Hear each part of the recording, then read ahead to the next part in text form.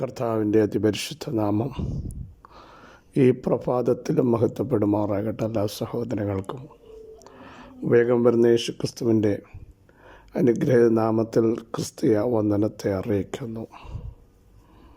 ഓരോ ദിവസവും കരം പിടിച്ച് നമ്മെ നടത്തുന്ന സർവശക്തനായ ദൈവത്തിന് നന്ദി നിറഞ്ഞ ഹൃദയത്തോടെ നമുക്ക് സ്തോത്രം ചെയ്യാം. അവങ്കിലേക്ക് നോക്കിയവർ പ്രകാശിതരായി ആവർത്തിച്ചു പറയുന്നു. അങ്ങനെയുള്ളവരുടെ മുഖം ഒരു കാലഘട്ടത്തിലും ലജ്ജിച്ചിട്ടില്ല. ലജ്ജിപ്പിക്കാത്ത ഒരു ദൈവമാണ് നമ്മുടെ ദൈവം.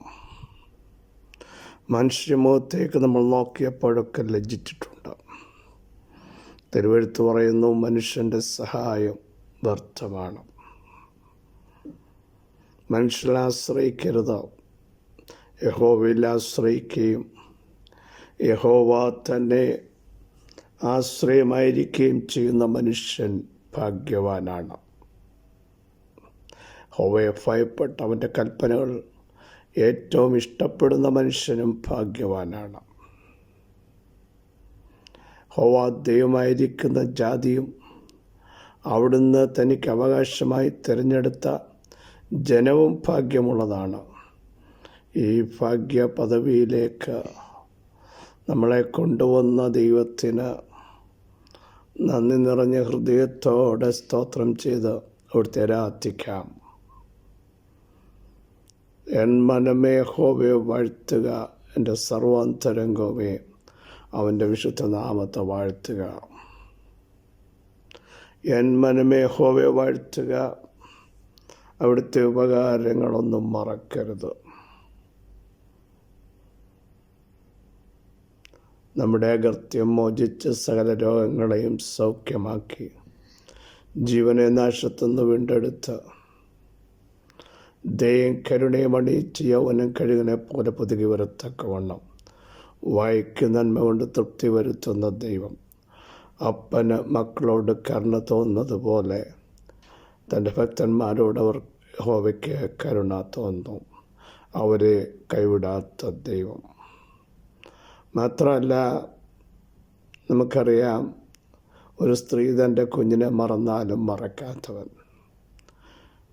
ഞാൻ നിന്നെ എൻ്റെ ഉള്ളം കയ്യിൽ വരച്ചിരിക്കുന്നു എന്ന് പറഞ്ഞത് നമ്മുടെ സർവശക്തനായ ദൈവമാണ്. നാം അവിടുത്തെ കരങ്ങളിൽ സുരക്ഷിതരാണ് എന്നുള്ള ചിന്ത ഇന്ന് പകൽ നമ്മളെല്ലാം ഭരിക്കട്ടെ. രാജാതി രാജാവും കർത്താതി കർത്താവുമായവന് നന്ദി നിറഞ്ഞ ഹൃദയത്തോടെ സ്തോത്രം ചെയ്ത് ദൈവത്തെ ആരാധിക്കുവാൻ നമുക്ക് തയ്യാറാവാം. അവർ അധികം നല്ലതിനെ സ്വർഗീയമായതിനെ തന്നെ കാംക്ഷിച്ചു. പ്രിയരെ, നമ്മുടെയും നിത്യതയായിരിക്കണം. ഏറ്റവും ശ്രേഷ്ഠകരമായത് ഉയരത്തിലുണ്ട്. ഭൂമിയിലുള്ളത് താൽക്കാലികമാണ്. ഭൂമിയിലുള്ളത് ഇവിടം കൊണ്ട് തീരും.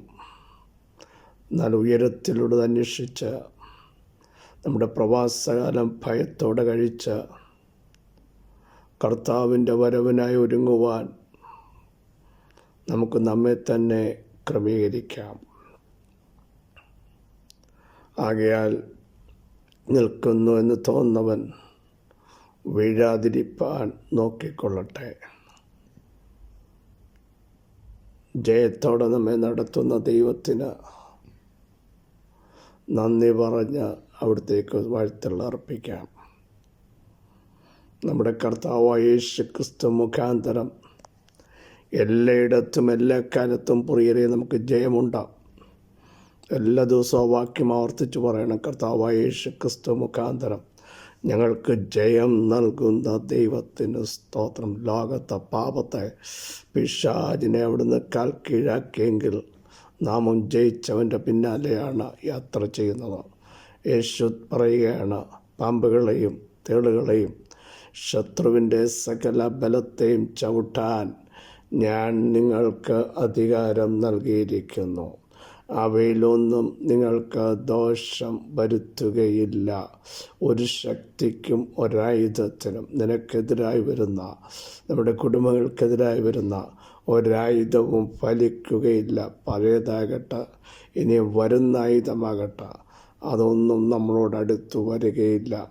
നമ്മുടെ കൂടാരത്തിന് ചുറ്റും ദൈവം തീ കൊണ്ട് മതിലാക്കിയിരിക്കുകയാണ് എന്ന് വ്യക്തമായി തൻ്റെ ജനം അറിയാതിരിക്കരുത്. 149 സങ്കീർത്തനം 4 വാക്യം. യഹോവ തൻ്റെ ജനത്തിൽ പ്രസാദിക്കുന്നു, താഴ്മയുള്ളവരെ അവൻ രക്ഷ കൊണ്ട് അലങ്കരിക്കും.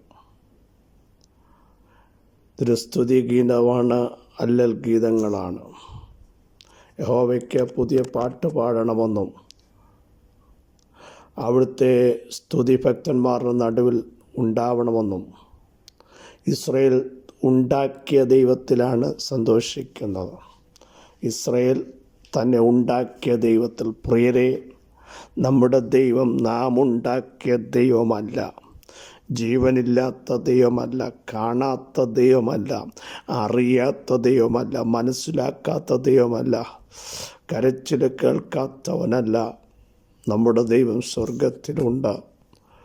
ഇന്നു പകൽ നമ്മെ ഉണ്ടാക്കിയ ദൈവം സൃഷ്ടിക്കുന്നവനാണ്.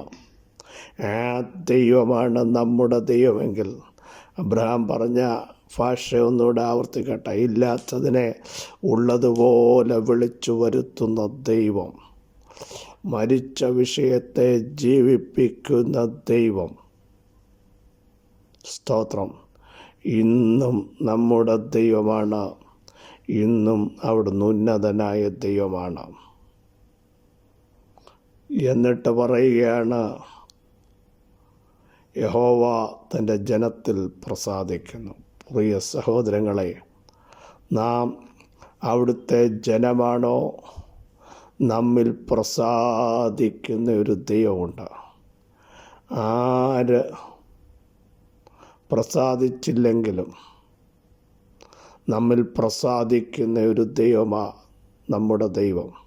ദൈവത്തിൻ്റെ ഫേവർ, ദൈവത്തിൻ്റെ പ്രസാദം തൻ്റെ ജനത്തിൻ്റെ മേൽ വന്നാൽ, മുൾപ്പടർപ്പിൽ വസിച്ചവൻ്റെ പ്രസാദം യോസഫിൻ്റെ മേലും അവൻ്റെ നിറയുടെ മേലും വന്നപ്പോൾ യോസഫിനെ തകർക്കാൻ ഒരു ശക്തിക്കും കഴിഞ്ഞില്ല. യഹോവയുടെ പ്രസാദം ജീവപര്യന്തം നിൽക്കുന്നതാണ്. പ്രിയരെ, ആ പ്രസാദം വന്നപ്പോൾ കാരാഗ്രഹത്തിനോ പൊട്ടക്കുഴിക്കോ ആ ദേശത്തിൻ്റെ ശക്തികൾക്കോ സ്വപ്നത്തെ യാഥാർത്ഥ്യമാക്കത്തില്ലെന്ന് പറഞ്ഞ സഹോദരങ്ങൾക്കോ യോസഫിൻ്റെ വിടുതലുകളെ പിടിച്ചൊതുക്കുവാൻ കഴിഞ്ഞില്ല. നിൻ്റെ മേലും നിൻ്റെ സന്താനങ്ങളുടെ മേലും അഭിഷക്തന്മാരെ, നിങ്ങളുടെ മേലും ദൈവത്തിൻ്റെ പ്രസാദം വന്നാൽ അത് തടയപ്പെടത്തില്ല.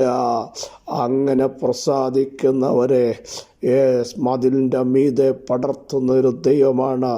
മുന്തിരിവള്ളി പോലെ അവരെ ശക്തമായി പടർത്തി അകത്തും പുറത്തും ഒരുപോലെ ഫലം കൊടുക്കുവാൻ തൻ്റെ ദൈവം അവരെ ഉപയോഗിക്കുമെന്ന് ഇന്ന് പകൽ ഞാൻ ആത്മശക്തിയോടെ വിളിച്ചു പറയുന്നു. അടുത്ത് നോക്കൂ, താഴ്മയുള്ളവരെ രക്ഷ കൊണ്ട് അലങ്കരിക്കുന്ന ദൈവം. പ്രിയപ്പെട്ടവരെ, താഴ്മയോടെ നടക്കൂ, വിനയത്തോട് നടക്കൂ, ദൈവം ഭാഗം മുട്ടുമടക്കൂ.